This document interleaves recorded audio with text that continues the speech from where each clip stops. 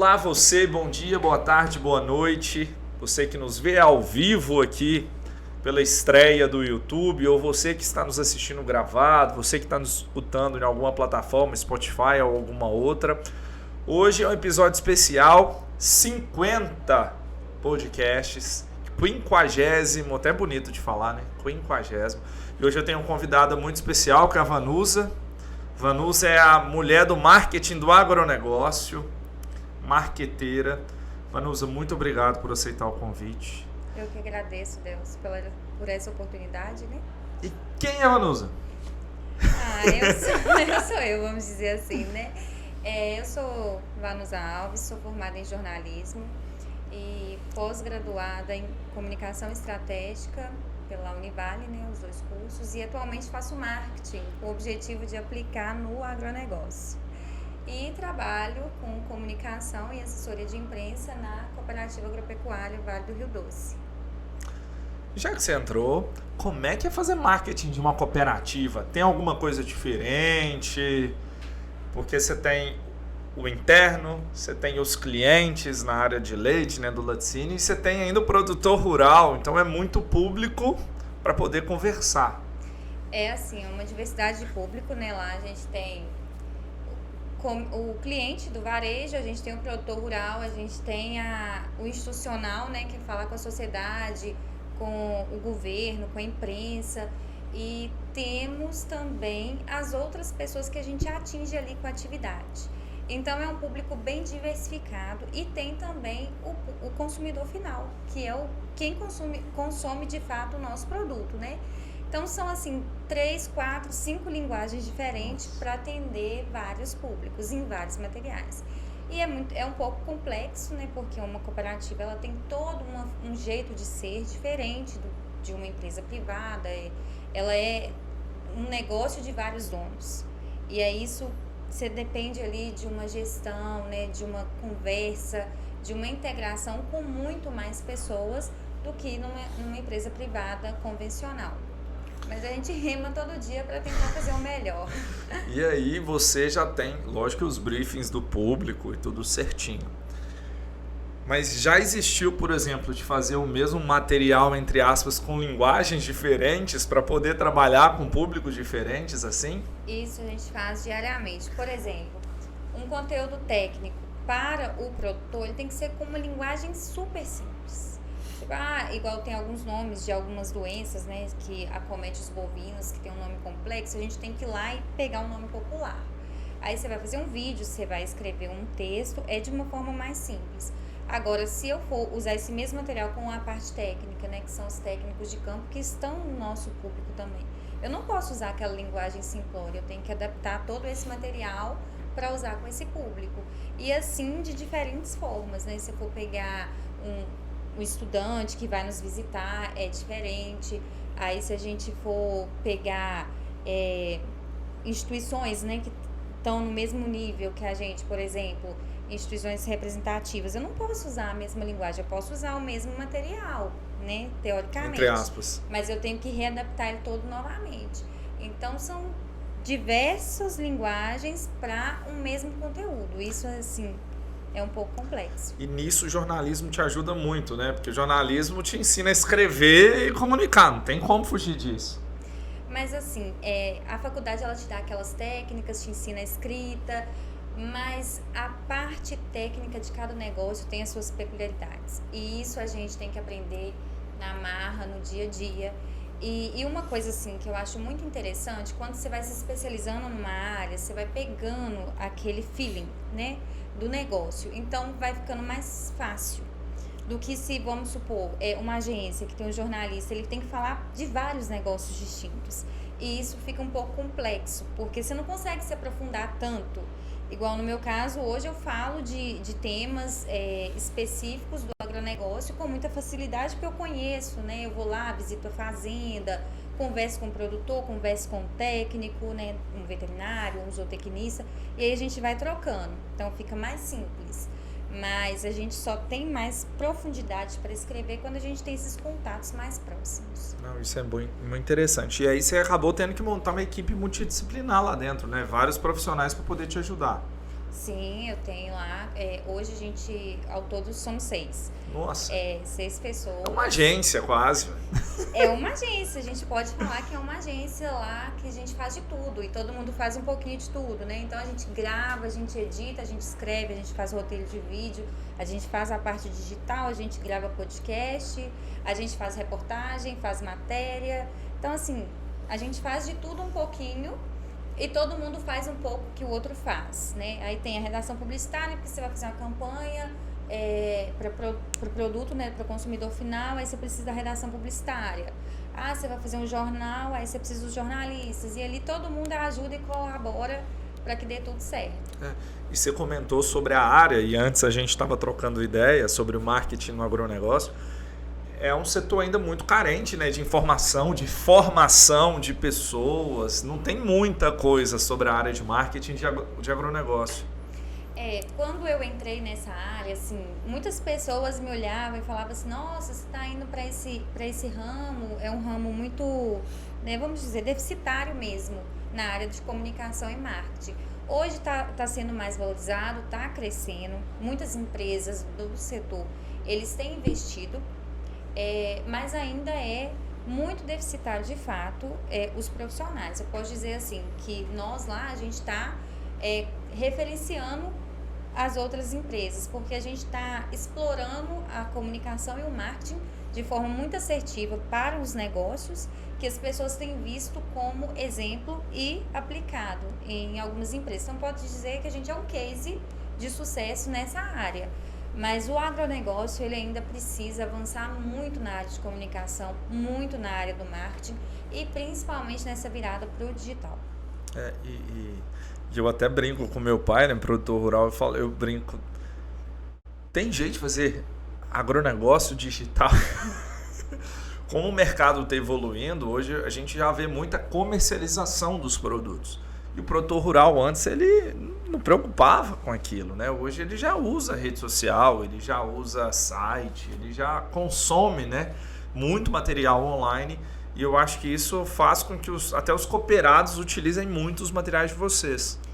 Lá no nosso caso, assim, a gente encontrou como uma alternativa muito boa o WhatsApp, porque o pessoal, né, do campo fala muito assim, o fofoqueiro, porque o pessoal fica sabendo de tudo ali pelo WhatsApp. Então a gente tem uma acessibilidade muito grande com os produtores através do WhatsApp.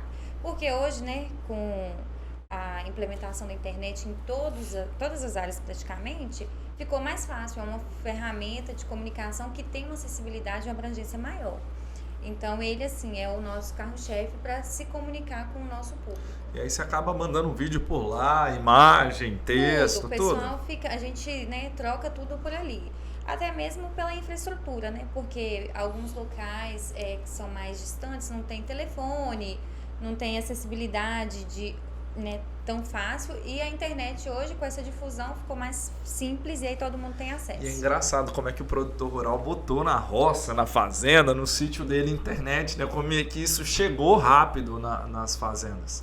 Não podemos dizer rápido, né, Delcio? Mas assim, chegou e hoje se faz muito necessário, não só para a questão da comunicação, mas para outras coisas, porque, por exemplo, a gente tem grupos ali que tem assistência técnica, então precisa de um gerenciamento em tempo real, inserção dos dados na plataforma, e tudo isso depende da internet. Então, para o negócio dele girar hoje, ele precisa da internet. Não, meu pai, por exemplo, ele abre o celular, ele vê a câmera, as vacas lá no curral, ele vê pela câmera no celular. Então, o produtor ele está se adaptando. É lógico que alguns muito mais rápido do que outros não se preocupam com isso aí. E a troca de ideias com o produtor, ela é muito válida, ela é importante. Como é que vocês têm visto isso? Ela é extremamente importante, né? Porque assim, ele é o dono do negócio, ele é o nosso público foco ali, né?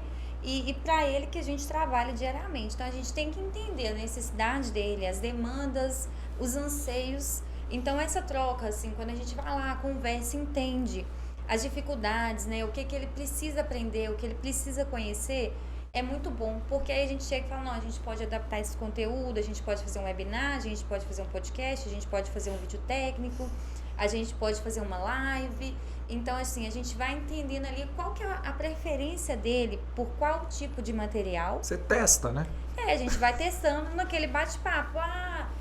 Por exemplo, eu gosto de ver tal pessoa falando. Então, você já sabe, olha, ele tem preferências. Então, você pega aquela pessoa e coloca ele ali para falar sobre um determinado tema que é de interesse deles. E aí, a gente vai ajustando a comunicação de acordo com a necessidade. Então, a troca com ele é essencial para a assertividade do conteúdo. Então, o pessoal que trabalha com comunicação, principalmente no agronegócio, ele vai ter que testar. Não tem jeito, vai ter que aprender coisas novas, buscar experiências novas para poder atrair mais a chegar a esse cooperado, vamos falar assim, da empresa. Mas eu não acredito que seja só no agronegócio. Eu acredito que seja em todos os segmentos. E, tipo assim, tudo que fala sobre comunicação, porque o público jovem tem uma preferência por uma plataforma. O público adulto ali, né, com idade assim, entre os 30 e 40, ele tem outra preferência. E assim sucessivamente cada negócio. Tem negócio que funciona perfeitamente no digital, tem negócio que já não funciona tão bem assim e demanda mais o offline. Então, acho que a comunicação, ela não é uma matemática, né, 2 mais 2 é 4. Ela é muito subjetiva e ela precisa, sim, ser testada a todo tempo para ver o que vai funcionar de fato com cada público. Então, resumindo, o profissional ele tem que gostar de futucar, né? Pesquisar, de ousar, de fazer. De buscar novas alternativas, novas possibilidades, ver o que de fato funciona, se é presencial, se não é presencial, se é online. Eles gostam muito desse relacionamento muito próximo, sabe? De saber com quem está falando. Então, a gente vai... E também a questão da referência de pessoa. Quando é o Décio que está falando, eles preferem com relação quando é a Vanusa que fala. Então, a gente vai ali ajustando para que atenda a necessidade dele e fixe ali o conteúdo que ele precisa, né? E os diretores entendem essa questão de testar, de ousar, de poder usar, porque agronegócio, entre aspas, vamos falar assim, é um território de pessoas mais velhas, bem entre aspas, que a gente está vendo uma juventude entrando também agora pesado, assumindo os negócios de famílias e tudo. Como é que está isso? Até na diretoria da cooperativa e tudo mais. A sucessão, né, que o pessoal fala muito sobre sucessão familiar, é um dos grandes gargalos do agronegócio. Que é quando o pai passa ali a fazenda para o filho, ou para o sobrinho, para o neto. Então, assim, é o choque de gerações. Os jovens, eles querem mais tecnologias, ele quer aplicativo, ele quer um site responsivo, ele quer tudo que é mais prático. E o produtor, né, mais tradicional, ele não está assim tão adepto à tecnologia.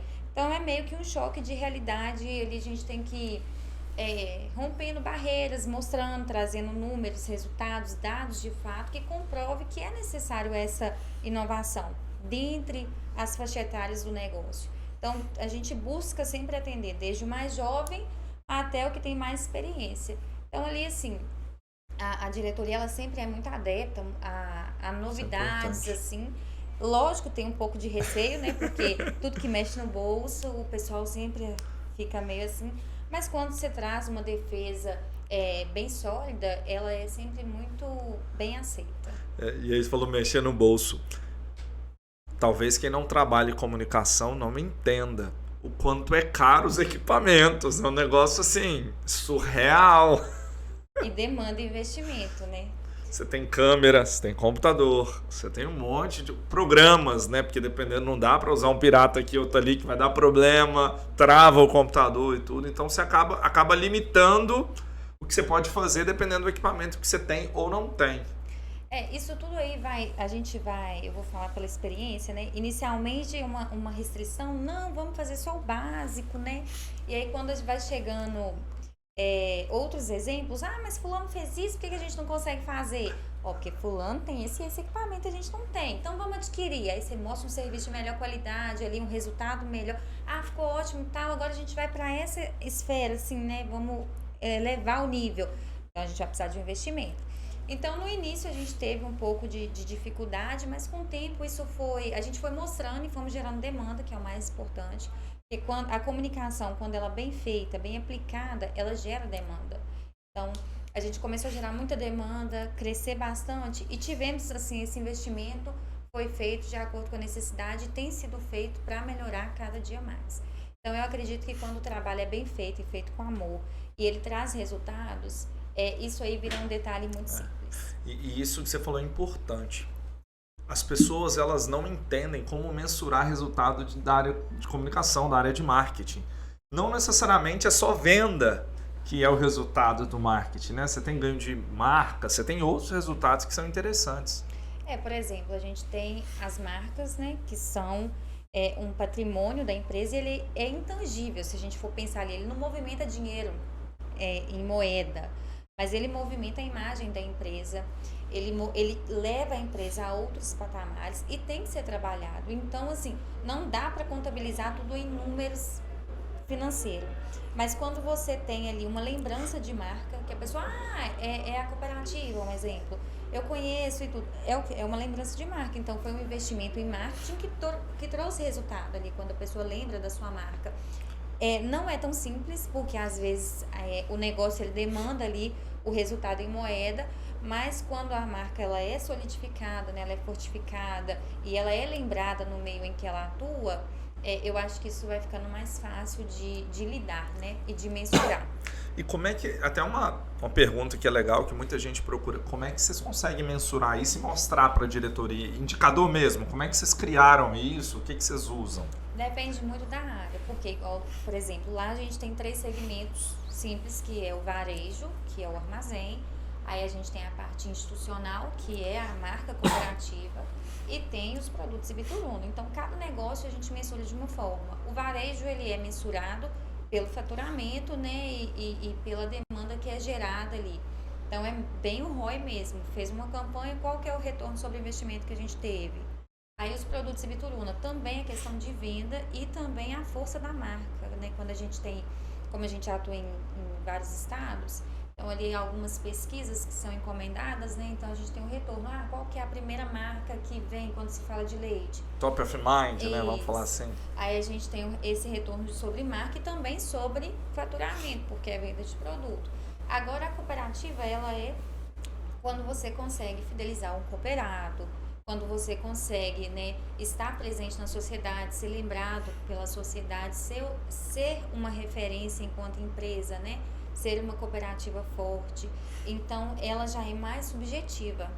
Os outros negócios, eles são faturados ali por volume de moeda corrente, né, dinheiro, faturamento e etc. A cooperativa, ela já é mais subjetiva, porque é mais valor de marca. Eu falo porque tem gente que a gente fala, olha, é importante trabalhar marca e o resultado talvez não é o mês que vem, pode demorar 6 meses, pode demorar 1 ano. Por exemplo, quem trabalha muito no marketing de conteúdo, não é no primeiro conteúdo que você posta que você vai ter engajamento, que você vai ter curtida ou alcance, você vai emplacar. Na verdade, o marketing de toda forma, ele não é de curto prazo. Tem as ações que são o marketing de guerra, ele tem um efeito de curto prazo, depende do que você quer e do objetivo. Mas se for uma solidificação de marca, é a longo prazo. Se for ali, né, uma inserção de produto, né, uma penetração de produto no mercado, é a longo prazo. Não dá para fazer assim, eu lancei um produto hoje, amanhã todo mundo conhece. Depende muito do que você quer fazer e qual é o objetivo do negócio. Então, assim, não dá para falar que é a curto prazo, porque não é. Demanda prazo. Demanda um tempo para as pessoas poderem entender até mesmo as movimentações que o negócio vai fazendo, né? Por exemplo, uma estratégia que eu uso, mas eu sei que é de longuíssimo prazo, é blog. Blog, você constrói um conteúdo, você trabalha ele, só que você não vai ter amanhã as pessoas visitando o seu site só por causa daquele conteúdo. Podem visitar por outros motivos. Com o tempo que o Google vai te direcionando, vai te indicando, ranqueando e trabalhando. Para nós lá, o blog, assim, a gente tem os conteúdos, né? Mas não é o nosso forte. O nosso forte são outras, principalmente eventos, né? E o foco no cooperado e conteúdo técnico, mais um canal do YouTube, porque a gente identificou através de pesquisas que eles preferem conteúdos audiovisuais. Porque são muito mais melhor. Mais fácil de compreensão. Ali você tá ali num momento, né, mais tranquilo na fazenda, você, vou ver aqui o vídeo, aí acessa e tem um consumo rápido daquele material, né? Então foi identificado isso dentro do nosso público com o produtor, que prefere o conteúdo audiovisual. Agora, para o consumidor final, o blog funciona. Que a gente faz uma receita, né? Passo a passo e etc. E aí o pessoal consome. Isso que você falou é muito importante. Por exemplo, podcast. Isso aqui é um rádio com imagem que vira, teoricamente, uma televisão quase. Sim. E a pandemia fez isso ganhar uma força, assim, Extremo. surreal. Como nós estamos consumindo conteúdo. Não sei se é porque a TV aberta não está entregando muito conteúdo que nos atraia, e aí não é só o público mais jovem, é qualquer público. Ou porque as pessoas estão aprendendo mesmo a consumir internet. A internet, né, ela tomou conta e de fato, mas eu acredito que a TV aberta, ela tem perdeu um pouco o espaço pela questão do horário marcado, né? Eles entraram até pro streaming, mas a questão do horário marcado. Isso aqui a pessoa vai consumir quando ele quiser.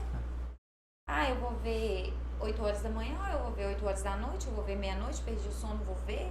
Eu vou fazer uma atividade enquanto eu ouço. Então tem essa dinâmica que ela é bem mais abrangente do que a TV aberta, que você tem que ficar ali naquele determinado horário para consumir um conteúdo, um produto de comunicação. Você não precisa esperar o Globo Rural para você saber de um conteúdo que você quer aplicar na sua fazenda, na sua roça.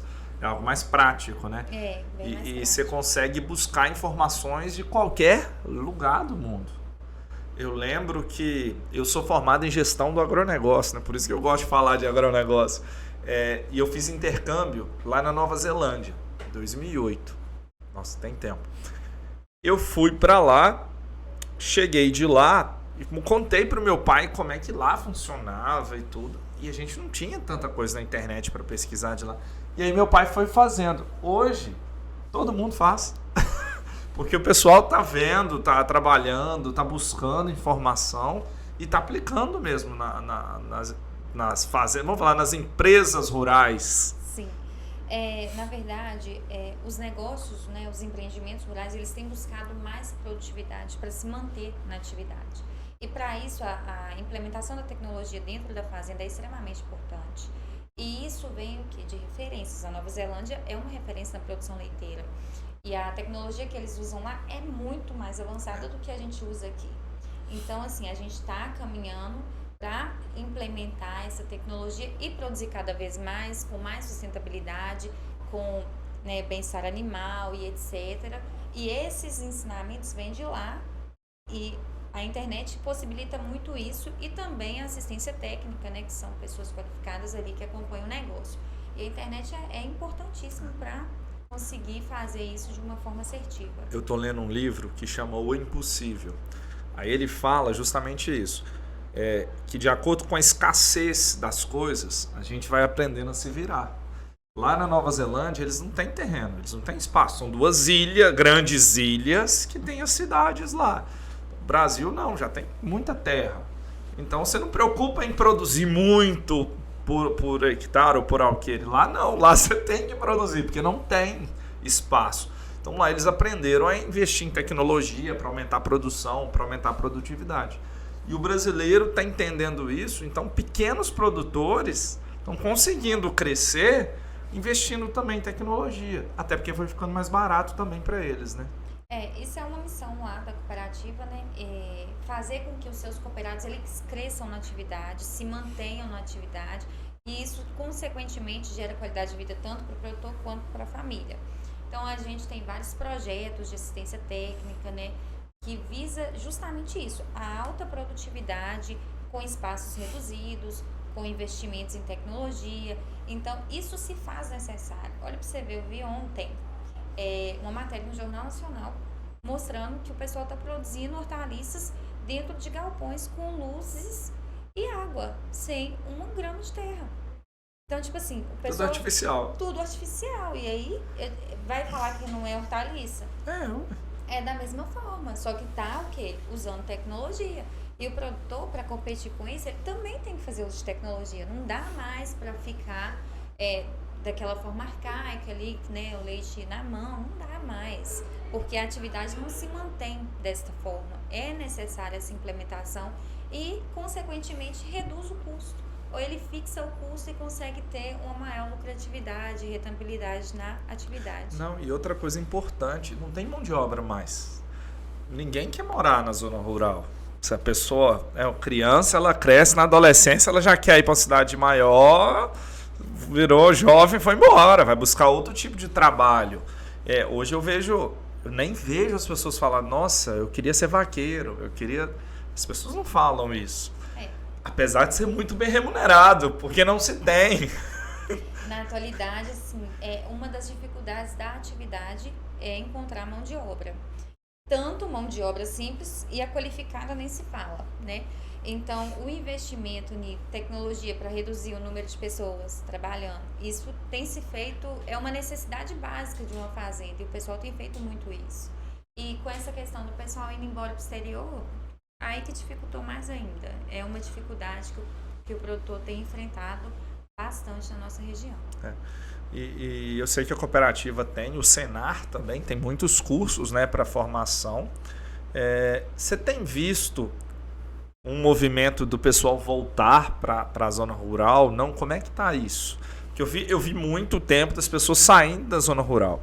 E alguns agora estão querendo uma qualidade de vida mais do que dinheiro, vamos falar assim. Como é que você enxerga isso?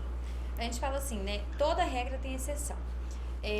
No ano passado, a gente contou a história de uma família que é cooperada, o pai é cooperado, os filhos se tornaram cooperados.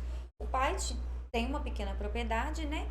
E ele tocava a propriedade. E os filhos foram embora para os Estados Unidos e lá ficaram por muitos anos. E nisso, um dos irmãos voltou e começou a tocar a atividade, viu que o negócio era rentável e que dava para sustentar a família com qualidade de vida, né, bem-estar e etc. E começou a puxar o irmão. Vem para cá, porque aqui a gente vive, a gente consegue trabalhar e dar uma condição para nossa família e viver de uma forma mais tranquila. E o irmão veio. E aí os dois começaram a tocar a fazenda. E aí, assim, eles estão indo muito bem, eles estão voando. Lógico que com o auxílio da assistência técnica, Sim. né? Que ali um técnico acompanha, dá as diretrizes, os nortes, para que eles possam, de fato, fazer o negócio virar um empreendimento e não uma fazenda, assim, tocada de qualquer forma. E os dois têm seguido muito bem. Então, assim, foi uma história que a gente contou, a gente fez até um documentário sobre a família. Que legal. Tá no canal do YouTube. Tá no canal do YouTube, assim...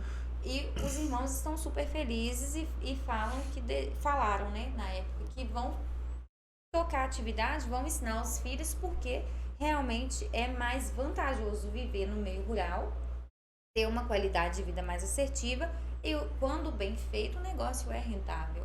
Então, assim, tem aquela exceção, que é o caso deles, mas a maioria tá indo para um lado e eles estão na contramão, né?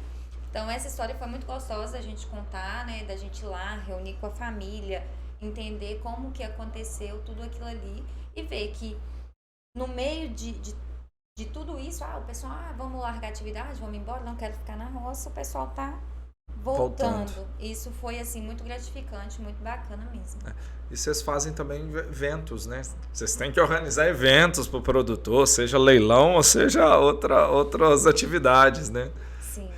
Evento lá pra gente é uma coisa assim que demanda muito do nosso tempo. Quando a pandemia foi uma coisa que a gente sentiu falta, porque o produtor ele tem essa necessidade do contato, sabe? De conversar, de olhar no olho, de apertar a mão. E não só o produtor, mas eu acredito que nós seres humanos somos assim, a gente sentiu muita falta disso na pandemia. E foi uma das coisas que a gente ficou assim um pouco, gente, como que a gente vai nutrir ali esse elo, né, esse relacionamento com o cooperado? E a gente começou a fazer os eventos online.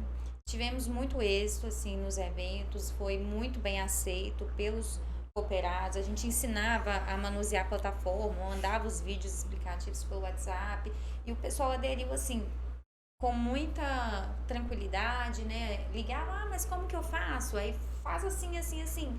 Aí a gente conseguiu e foi uma fase boa porque a gente adentrou esse pessoal no meio digital. Então, deu pra gente um pontapé nessa área. E os eventos presenciais, que é também uma das coisas que a gente faz muito, nos ocupa muito tempo, mas é muito gratificante ali ter o contato com o produtor, que é o nosso maior cliente. E aí vamos para o marketing agora dos produtos. Vocês trabalham variedade de laticínio e tudo mais. E os produtos também vão para fora, né? Tem muito brasileiro, vamos falar valadarense nos Estados Unidos, que consome os produtos lá. Como é que é essa comunicação, esse trabalho que vocês fazem para tanto fortalecer a marca, que ela já é forte, mas para direcionar até consumo, né? Como é que vocês trabalham isso?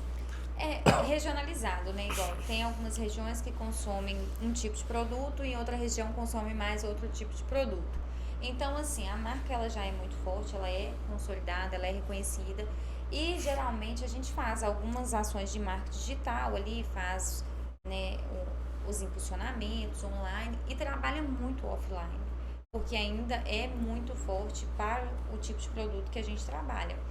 E a gente tem trabalhado também com produção de conteúdo na questão de fazer receitas, sugestão de consumo, e isso tem funcionado muito bem com as redes sociais.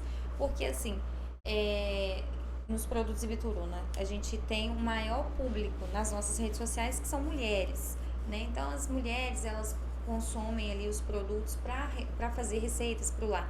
Então, a gente tem trabalhado mais nesse sentido, um marketing mais tradicional e muito rede social. E aí você falou um negócio interessante. Como é que o offline, principalmente alimento, ele é essencial.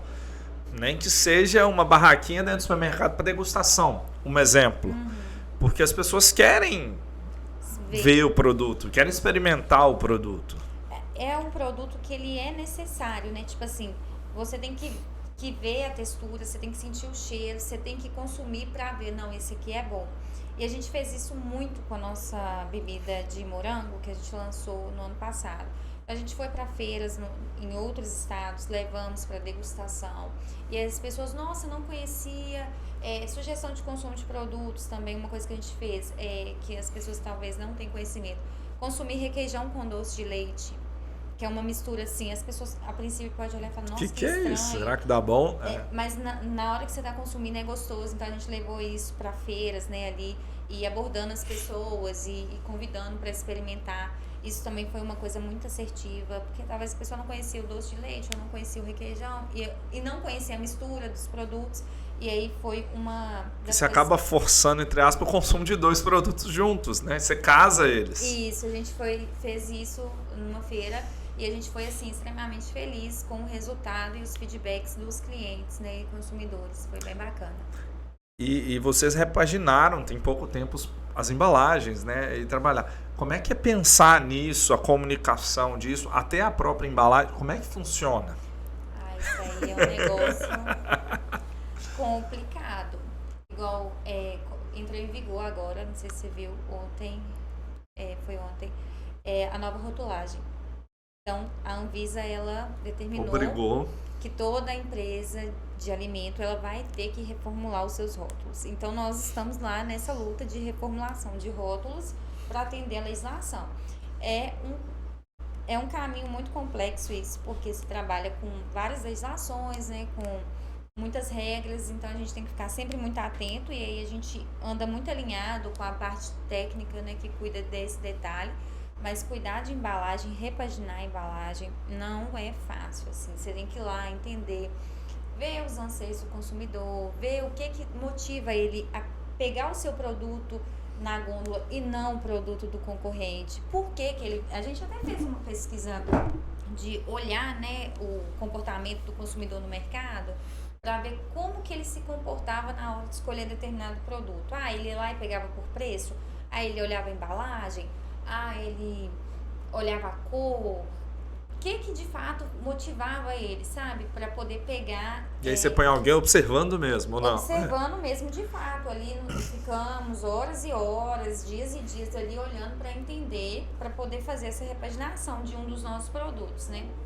E aí a gente identificou que muitas das vezes o produto, quando ele chama atenção, ele é bem cogitado para ir para a cesta, né? E ser consumido pelo consumidor.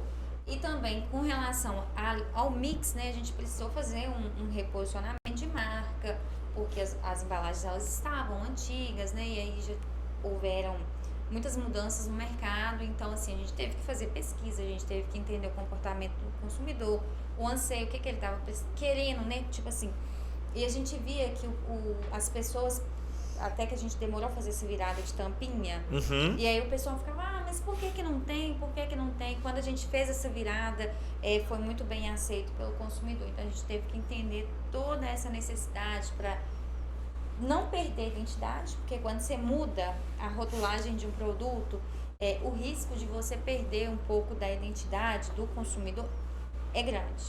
Então a gente fez algumas mudanças, mas não tão grandes, né, para poder não criar essa ruptura entre o consumidor e o nosso produto. E vamos pegar o exemplo de leite, que não acaba as caixinhas sendo muito iguais, vamos falar assim, e o consumidor ele se perde, por exemplo, essa embalagem aqui é igual a essa, é muito próximo. Como é que você enxerga isso? Como é que você vê isso? Isso é uma questão, né? O consumidor, às vezes, ele pega enganado, isso pode acontecer, que é até a questão da rotulagem que está sendo mudada por isso, e por questões nutricionais, mas a linha de leite, ela tem uma regra geral, assim, que tem umas cores meio que padronizadas. O leite integral, ele tem essa cor, desnatado. Então, as azul, marcas, até branco, não sei o quê. Elas já acompanham essa linha de cores, assim. Então, cada uma busca ali nas peculiaridades que é possível dar destaque ao seu produto, né? O nosso caso, na nossa embalagem, é a questão da marca. Dar destaque à marca e falar, esse produto, ele é da mesma cor do concorrente, mas ele é o Ibituruna. Então, assim, cada uma busca uma forma de dar destaque ao seu produto com relação ao da concorrência. E essa virada de chave da caixinha que a gente tinha que cortar para tampinha, foi muito o que o mercado já estava oferecendo ou já foi bastante demanda mesmo do consumidor ou trabalhou os dois? Porque eu sei que tem que mudar equipamento, muda a comunicação, a embalagem, muda tudo. Muda tudo. Para fazer essa virada, assim, internamente a gente tem que trabalhar bastante, porque você muda toda a roupagem, né? Tanto as embalagens primárias e secundárias que a gente fala, o modelo de logística, isso tudo é impactado. Mas era sim uma demanda do consumidor, ele já ansiava por isso e foi uma necessidade mesmo de atender o anseio do consumidor para poder ter mais conforto, né, na hora de consumir o produto. E me confirma um negócio legal, isso dá para virar um corte bacana. Não adianta eu virar a embalagem e ver o teste de impressão, achar que é um produto que foi recondicionado, né? Isso é um problema. Por que esse mito existe? De onde que isso... De onde saiu, não sei te dizer. Mas ele existe e ele é muito forte entre as pessoas. A gente que é da área de comunicação e mexe muito com gráfica, essas coisas, a gente entende muito bem que cada cor ela tem a sua numeração, né? E ela precisa de... Aquilo ali é um teste gráfico, né? Que são as referências de cores que tem naquela embalagem. Porque na hora de imprimir, a máquina entende quais cores vão ser impressas naquela embalagem. Então isso pra gente é muito fácil. Agora, de saber de onde surgiu esse mito, a gente não sabe. O que nós sabemos, né, que a gente trabalha nessa área, que não tem como reaproveitar um produto. Não existe essa possibilidade. Um produto, ele tem data para poder entrar no mercado e para sair. Se ele for consumido, ok. Se ele não for consumido, ele tem que ser descartado, porque ele faz mal para a saúde. Então, não existe isso de ser recondicionado e reprocessado. E isso, por exemplo, tem vários produtos, né, que as pessoas acabam criando mitos, histórias, e tem gente que não compra, eles viram a embalagem e falam, não, isso aqui eu não posso comprar. E assim, é interessante, né, quem já teve a oportunidade de visitar uma unidade industrial, as embalagens, elas estão lado a lado, as que tem os quadradinhos coloridos e a que tem os pontinhos pretos, elas estão coladas, na hora que elas entram na máquina, elas entram juntas, e aí a máquina processa, fecha e libera, todas juntas. Então, tipo assim, não tem como ser um produto reaproveitado.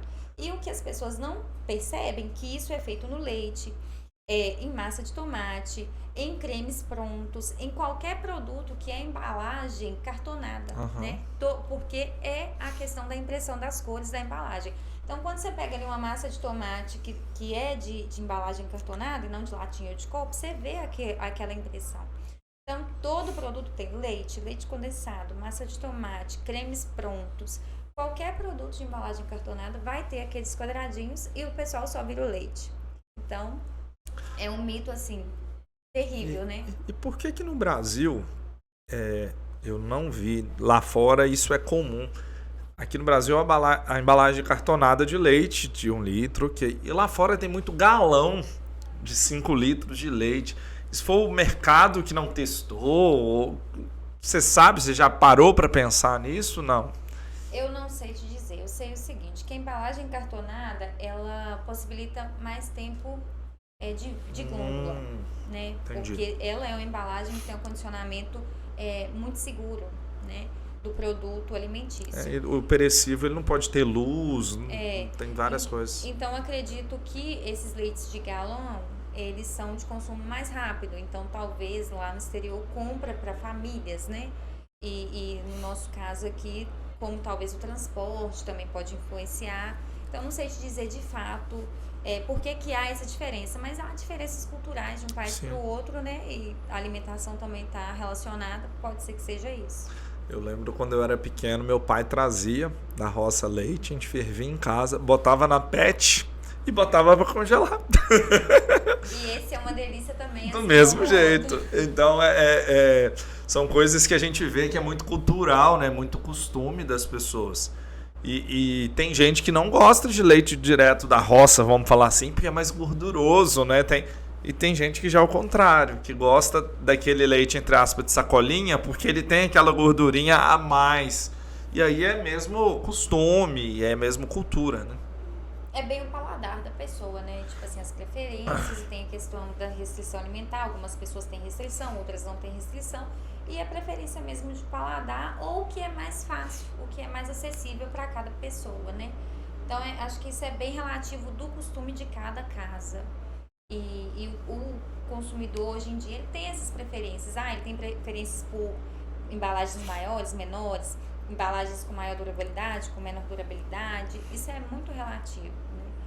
E aí você tem empresas, por exemplo, que fazem embalagens maiores para outras empresas consumirem, né? Para prestar seja um restaurante, alguma coisa assim. Food, né? Fast food. Que são produtos para consumo em escala maior do que em lares, né, que tem um consumo menor.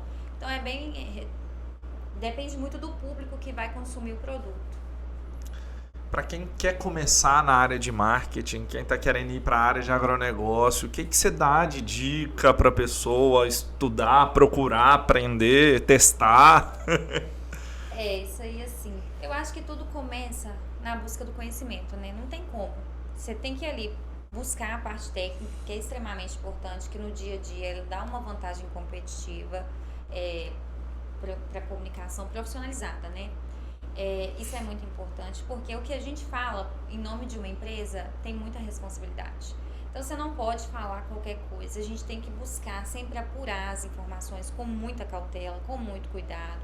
Estar ali sempre rodeado de pessoas que têm um conhecimento técnico bem aguçado, né, bem forte ali para poder te auxiliar, porque uma fala errada, ela pode te trazer muito transtorno e você pode impactar muitos negócios. Então, eu acredito que é a busca constante pelo conhecimento, pela atualização. E o agronegócio, ele tem muitas portas. Tipo assim, os profissionais que estão entrando no mercado agora, buscarem essa questão do agronegócio, tentarem, né, se inserir, se tem vontade, se tem aptidão, porque é um negócio que tem muitas oportunidades, muitas possibilidades. Eu digo isso pela carreira que eu venho construindo, né, nesses anos que eu já tenho caminhado. E eu digo o seguinte, que é um setor que tem gerado muita oportunidade. O Brasil, ele é a boca do mundo, né? O que produz e que faz as pessoas consumirem. Então, a oportunidade no agronegócio é muito grande, porque você está se aprimorando a gestão, né? Marketing e tudo mais. Então, para quem quer começar, a hora é ontem. Tá na hora da gente fazer. Passou da hora, né? Passou da hora. Então, se a pessoa tem, né, aptidão, tem vontade de entrar para esse segmento, porque eu falo assim, é um segmento muito bacana. É um segmento que você cria vínculo e relacionamento com as pessoas, principalmente com os produtores. Isso é muito legal, porque eu valorizo isso muito, sabe? O relacionamento com as pessoas. E assim, o jornalismo, ele é para contar histórias, né, para poder trazer informação para o público.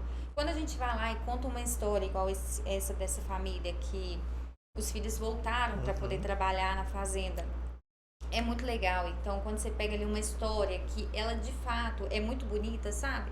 É muito gratificante. Então, além de fazer marketing, comunicação, assessoria de imprensa, assim, tem várias outras possibilidades. O digital está muito forte. E é um setor ali que te traz muito retorno. De histórias bacanas mesmo, né? De famílias e de pessoas que têm buscado cada dia crescer e evoluir na atividade. Agrega muito até o pessoal, né? A gente aprende muita coisa nova. Nossa, nesses anos que eu tenho caminhado, eu já aprendi muita coisa, mas é muita coisa mesmo. Isso é muito bacana. Muitíssimo obrigado pelo papo. Agradeço. Passa muito rápido. Pra mim, a gente tá conversando, eu só vejo ali o Lucas falando, ó, já deu o prazo, tempo. Já deu o prazo, não tem jeito. Quanto tempo tem que a gente tá conversando? 45. Nossa, aí, pra mim parece que tem 10 rapidinho. minutos que a gente... Começou, A gente controla hoje, porque quem consome o conteúdo acaba cansando, né, muitas vezes e tudo. Mas a gente já teve podcast aqui de 4 horas que a gente fez.